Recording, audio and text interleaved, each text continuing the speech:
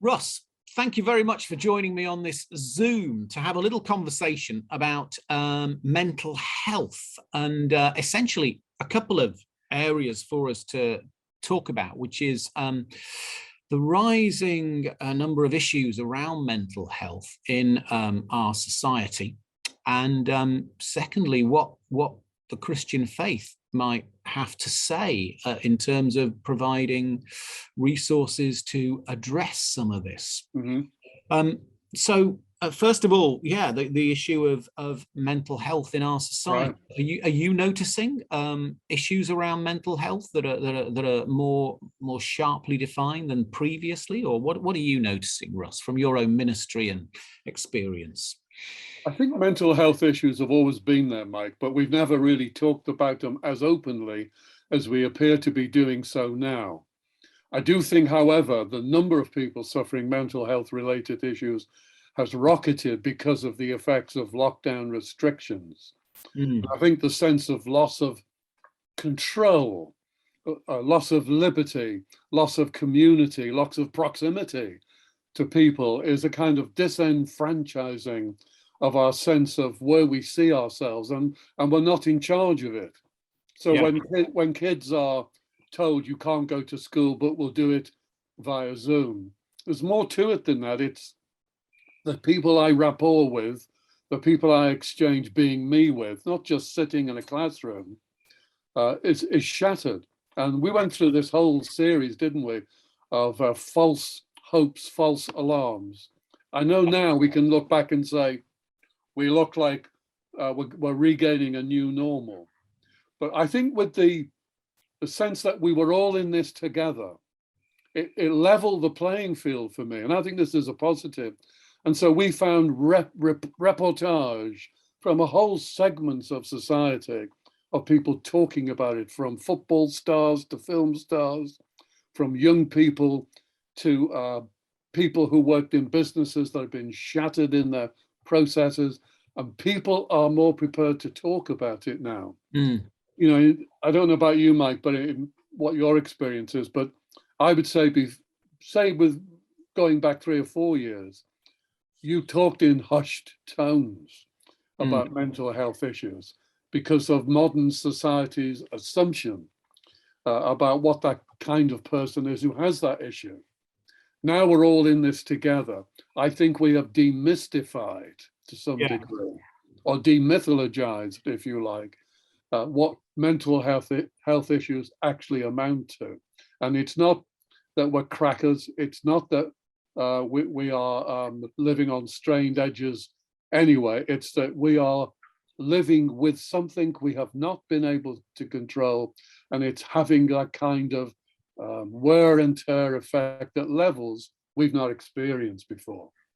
No, it certainly strikes me as right that actually there's a greater degree of awareness and actually a lot less shame around in terms of people engaging with the issue of mental health. People are much more willing to name it for themselves, and not least that's, I think, the result of some very brave people who've come out, quite publicly, and celebrities and the such like. And it's really interesting what you're saying about, the lack of control that can contribute to that, and also the isolation that can contribute to that as well. I mean, the stats are suggesting, there are particular groups, aren't there, that are more vulnerable than others. So young people, students, remarkable levels of stress and anxiety and consequent drug use and the such like.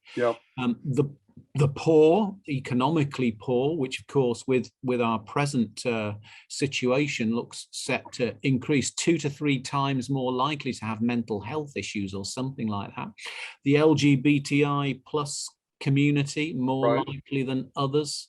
So and young women 18 to 24, another group so a lot of some of the more vulnerable groups, if you like, which is unsurprising, I guess, given what you said about that lack of control and the potential for isolation, but also the stress of certain times of life. I quite agree, and you're widening the parameters, Mike, because it used to be a predominantly young person's issue, mental health issues. But now you've included in the bag, well, you say the poor. So we're looking at people with long-term poverty issues, not just emerging poverty issues. And so I think it's a destructive effect that it's had on the strata of society. And we need some joined up thinking, not just compartmentalizing the groups that appear in the stats, but that we are all in this together. Yeah. So people who don't belong to any of the groups that you've just mentioned, and I respect the stats, of course, but people who don't fit into any of those categories are reporting mental health issues. Mm. You know, and as you say, it removes shame because it's not a result of either a borderline lifestyle or preference or economic income, ethnicity, or age. It's something I feel that affects us all. The peaks are in those stat groups that you've mentioned. Yeah. But we're all in this together is what I'm noticing. Yeah. So and that issue about shame is an interesting one, because while, you know, the shame levels are coming down in some respects, they're still way up there in other respects, such as if you go to social media, the toxicity of social media in terms of this is what you are now, but this is what you could be, and especially the vulnerability of young people to that, and the potential for you know, mental health issues around that. I don't know if you I came across recently the work of Alain Ehrenberg, who's done a big study of depression in Western society, and how in times past depression was primarily rooted in guilt, the result of transgressing some social or religious norm or rule or something. But more recently is much more about an inhibition rooted in a felt inadequacy, an inadequacy at my ownership or responsibility for myself, which instead of being realized in some fantastic kind of, you know, superhuman sort of talent, actually, you know, ends up with, guess what, just the usual fragile, flawed and fallible human being. And how somehow I'm now responsible for this, and that can cast us into despond. Well, you're dealing, aren't you, with issues of, this is my jargon now, but we're dealing with conveying wrongness on the other. In the past, it was, you know, you use the language of transgress. So you're in the wrong place, the wrong attitude. Let us fix you. But we can't fix you without first judging you, because we judge you to be in the wrong place or the wrong activity. That is still around a great deal. And for me, what's happening now with mental health issues is not so much that I'm a transgressor, I'm not comfortable where I am. It's, for me, loss of control issues. Is that my humanity was perfectly okay before this pandemic came along. I had my social activity, my connections, the world in which I moved, and I've been robbed of it. And a kind of contract legacy of this is that I'm struggling with what it is to know who I am anymore, kind of identity issues. So the approach to that then becomes not, let us fix your wrongness, but, you know, let us identify together, you know, where we're broken, you know, where we are unable to be where we once were. Let's identify this, because there'll be a lot of collegiality in that. So the first thing that comes out of it is not, we're right, you're wrong, we fix you. It's, we are struggling in this together. Can we identify where the broken pieces are? And maybe that we could share, are there any ways in which we can bridge build with this stuff? Which kind of like bleeds into the next question, which is the other bit of this, which is, you know, what can our Christian faith speak into this, the you know, some of the mental health issues that we're facing. So for instance, one of the things that I think is undergirding the Alain Ehrenberg's stuff about depression is the modernist assumption that we belong to ourselves. Therefore, we're completely responsible for all of our, you know, cock-ups, which of course to some extent we are, but Yeah. there's this kind of like idea that because we're totally responsible for ourselves, we're totally responsible for performing, for achieving, for succeeding and everything else. Whereas the Christian faith says, you don't belong primarily to yourself, you belong primarily to our Lord Jesus Christ. Yeah. Actually, that's the starting point, and any achievement or success or performance is meant to be released out of that security and that place of a loving kind of assurance. But a lot of people obviously these days are not living out of that sense of belonging to Christ first and foremost, but belonging simply to themselves and finding that I'm pretty inadequate to realize anything out of this. Yeah. I totally get that. When you think about it, Mike, a faith whose focus is on a wounded messianic figure who invites us into a relationship with himself, is bound to underline the reality. Look, what's common about our humanity is not our supremacy, our ability, our giftedness, our gentleness. It's fact we're all broken. And the only sort of way in which we can navigate life as well as we possibly can through that is going to be in that relationship, which is resort from God's care for us, rather than our own omnipotence, weighed up by the odd quote from the back end of Leviticus or the Psalms, shall we say. We follow a busted and yet glorious Messiah. And for me, that means we embrace the fact that we're all broken.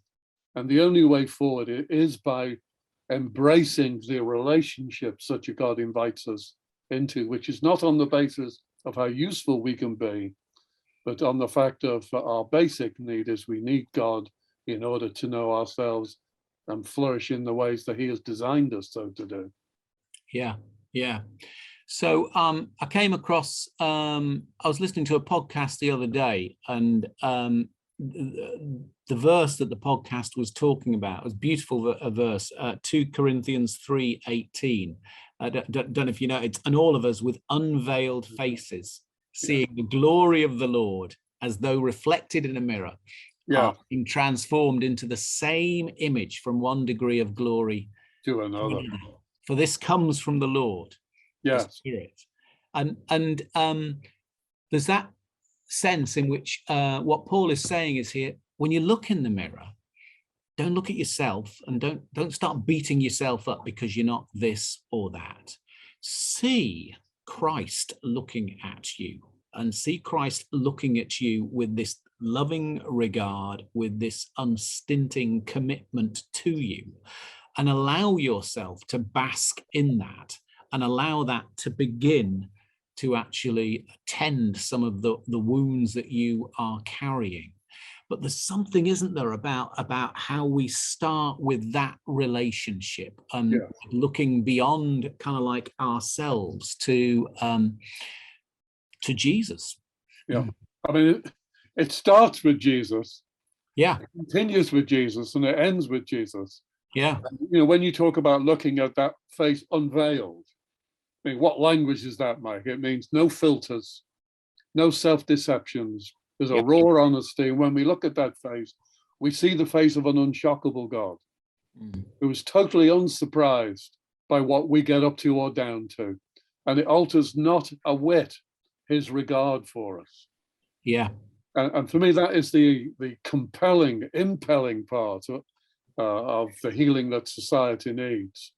Because if I know that God is for me, it invites me to get more real about my need or about the issues in my life I cannot control or I've tried to fix in a way that doesn't work anymore. It's an invitation, isn't it, to want to be embraced. And I think there's something about the church needing to not convey, we know Jesus, so we're the fixers of this world now. But we know Jesus, it helps us to get honest about our own smashed up humanity. And that's the fellowship in which, or the dialogue in which we want to invite people with, say, mental health issues. It's not, let's have a meeting where you tell us what's wrong with you and we'll tell you about how we can fix you. But but let's share how knowing that unshockable love of God has held us, embraced us, fortified us, challenged us, dared us to walk in the light of trueness. Yeah, yeah.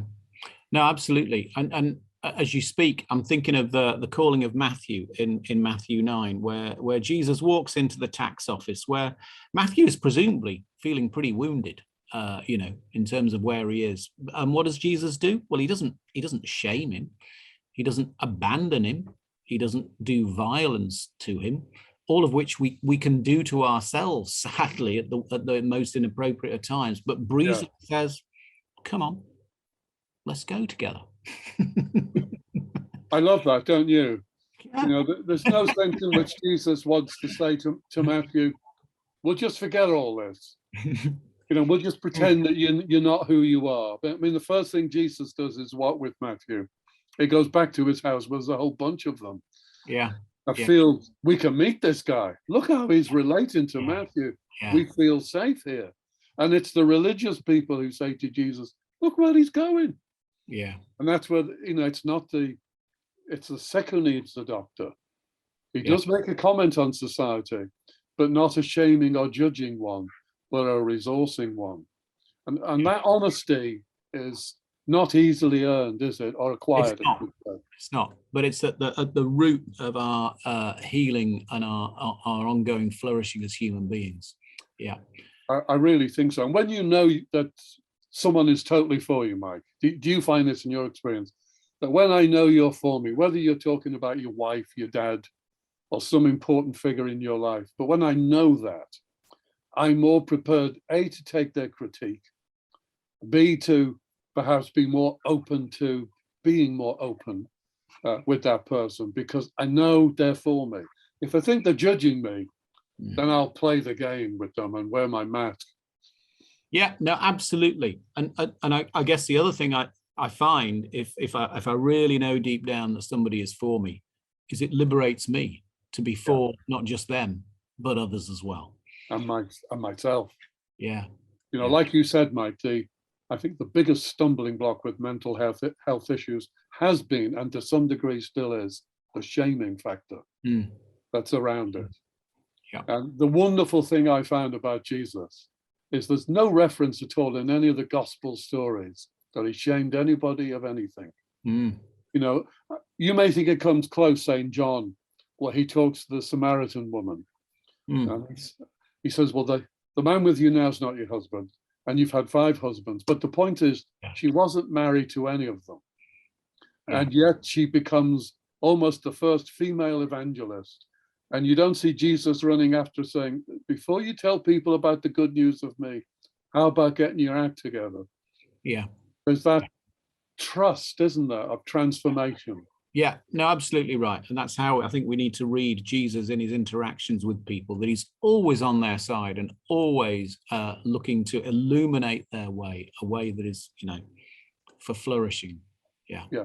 Just to give you a little example, I know one church which is doing its own little bit, Mike, about working with those who have registered they're having mental health issues from all the staff groups that you've just referred to. And so they go on a walk and talk session. A, because he feels getting out into nature is a therapeutic encounter in itself.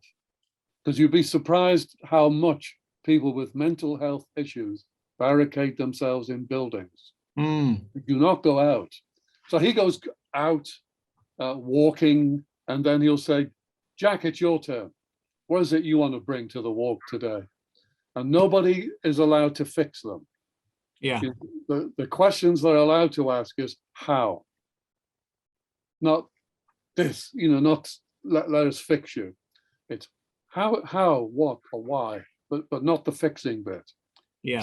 So walk and talking is actually having an immensely therapeutic effect. Yeah. As well as creating opportunities of people feeling and finding the community in which they can flourish. Beautiful. Yeah, beautiful. A sacrament of communion, just as creation itself is. Yeah. Yeah. Russ, very rich. Thank you so much for joining us. And it's been a pleasure, Mike. Always good to meet you, my friend. Yeah, good to talk. God bless. God bless now. Bye for now.